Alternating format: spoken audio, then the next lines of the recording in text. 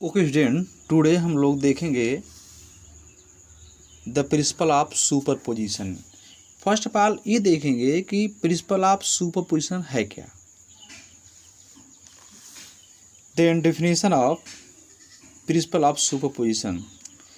The principle of superposition states that when a number of charges are interacting, the total force on a given charge in a vector sum of the forces exerted on it due to all other charges.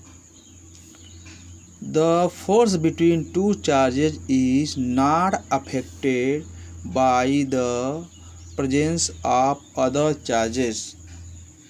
देखिए, according to the principle of superposition, अगर किसी system में अगर अनेक charge हैं, then किसी one charge पर जो टोटल फोर्स होगा इन अदर चार्जों के द्वारा एग्जर्टेड फोर्सों के वेक्टर सम के इक्वल होगा। कि सिंगल चार्ज पर यदि फोर्स हमें फाइंड आउट करना है तो अदर चार्जों के द्वारा जो फोर्स इस पर एग्जर्ट हो रहा है उनके वेक्टर सम के क्या होगा, इक्वल होगा। आपको इसमें देखना है the force between two charges is not affected by presence of other charges. अगर दो चार्जों के बीच फोर्स हम लोग कैलकुलेट कर रहे हैं उस समय अदर चार्जों के द्वारा फोर्स उस पर का उसके प्रेजेंस को हम लोग क्या करेंगे, नॉट अफेक्टेड करेंगे। ये हमने फिगर ड्रा किया है। सिस्टम में n चार्जेस हैं as shown in figure. Consider n point charges. कौन कौन है? Q1, Q2, Q3, Qn placed in vacuum at point whose position vector with respect to origin O R R1 R2 R3 Rn respectively.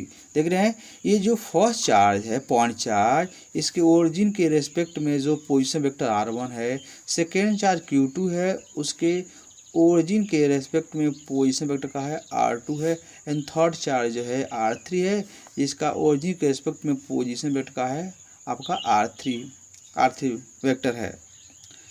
So on, इस तरह n आपके charges हैं। आप देख रहे हैं कि according to the principle of superposition of the total force on charge Q1, हम लोग चार्ज Q1 पर टोटल फोर्स क्या करना है, फाइंड करना है।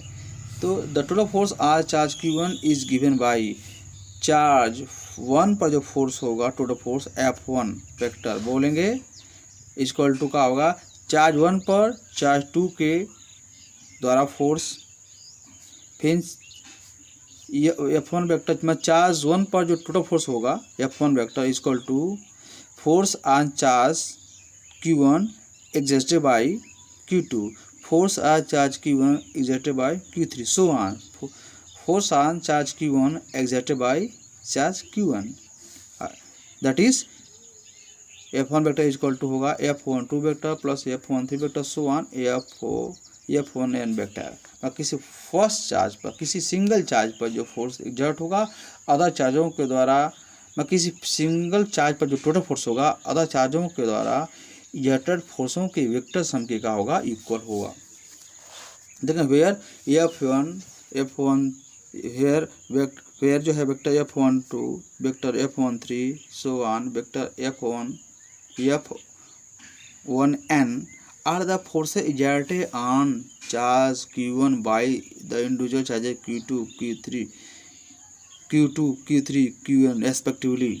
देख रहे हैं, ये F12 वेक्टर क्या है, charge force on charge Q1 exerted by charge Q2, force on charge Q1 exerted by Q3, so on force on charge Q1 exerted by charge Qn, so on. Then according to Coulomb's law, the force exerted on charge Q1 due to Q2 is, इसको बोलेंगे F12 vector किस पर, charge 1 पर, charge charge 1 पर, charge 2 के द्वारा exerted force equal to होगा 1/4 pi epsilon 0 Q1 Q2 अपान लिख देंगे आर इन Q1 और Q2 के बीच का हम लोग फोर्स रहेंगे Q1 और Q2 के बीच की डिस्टेंस R12 का स्क्वायर इंटू इस दिशा में जो है यूनिट वेक्टर, इस दिशा में यूनिट वेक्टर क्या होगा देख रहे हैं R21 कैप। इसको हम लोग और फर्दर हम लोग इसको ब्रेक कर दे रहे हैं, F12 vector is equal to लिख सकते हैं 1/4 pi epsilon naught Q1 Q2 अपान जो ये जो डिस्टेंस R12 का स्क्वायर है इसको राइट कर सकते हैं R1 vector minus R2 vector का स्क्वायर इंटू इसको लिख सकते हैं R21 कैप को R1 माइनस R2 अपान क्या होगा R1 माइनस R2 का मॉडुलस, दैट इज किसी यूनिट वेक्टर को उसके वेक्टर में उसके मॉडुलस से डिवाइड करते हैं तो यूनिट वेक्टर, तो ये यूनिट वेक्टर के प्लेस में है। ये जो आपका था ये डिस्टेंस था, ये आपका क्या था डिस्टेंस का होता है वेक्टर का मॉडुलस होता है। तो ये R12 था, R12 जो डिस्टेंस था इसको हमने क्या लिखा R1 माइनस R2 का ये हमने मॉडुलस ले लिया, यहाँ पर स्क्वायर है तो स्क्वायर कर दिया ये इसकी पोजीशन में। And we can write 1/4 pi epsilon naught Q1 Q2 upon देख रहे हैं ये स्क्वायर है ये 1/3 हो जाएगा ना,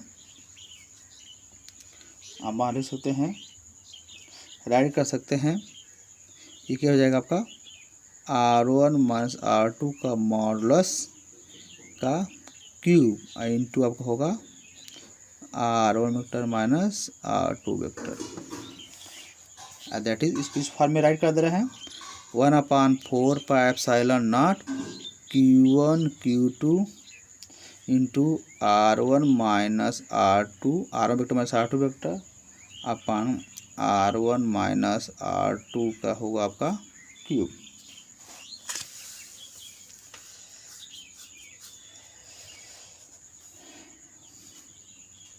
हेंस कर दें, hence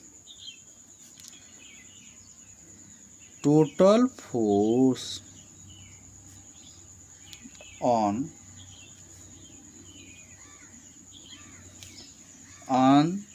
charge Q1 is F1 equal to add कर सकते हैं, सब में क्या होगा 1/4 एप्सिलॉन 0 कॉमन होगा, 1/4 पाई एप्सिलॉन नॉट कॉमन होगा और ये होगा आपका देख रहे हैं Q1 Q2 अपान होगा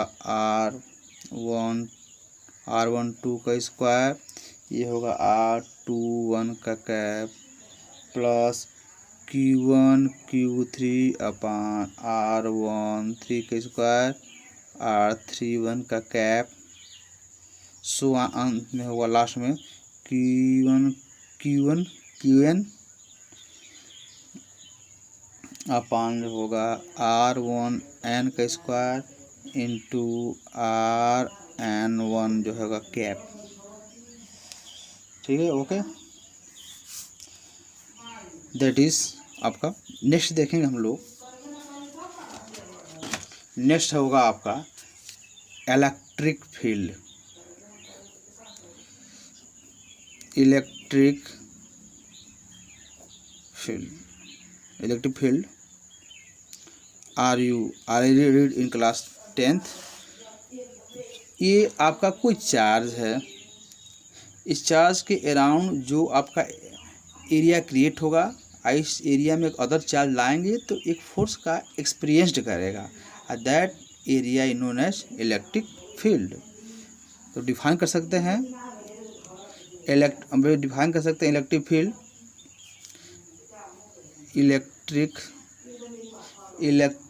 field, electric field due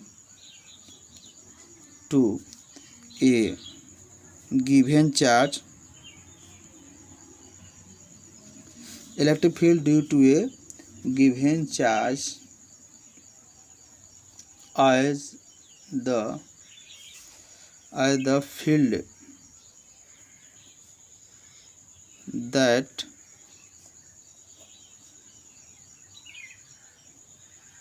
permits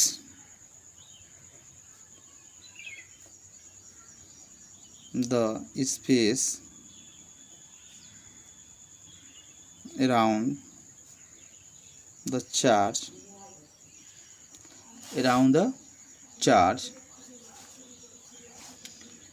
in which electrostatic force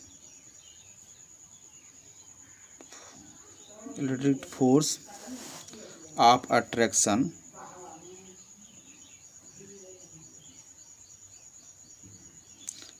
or repulsion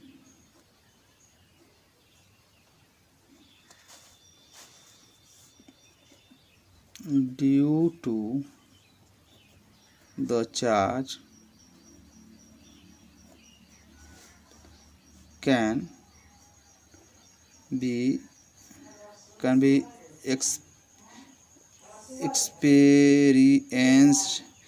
experienced by any other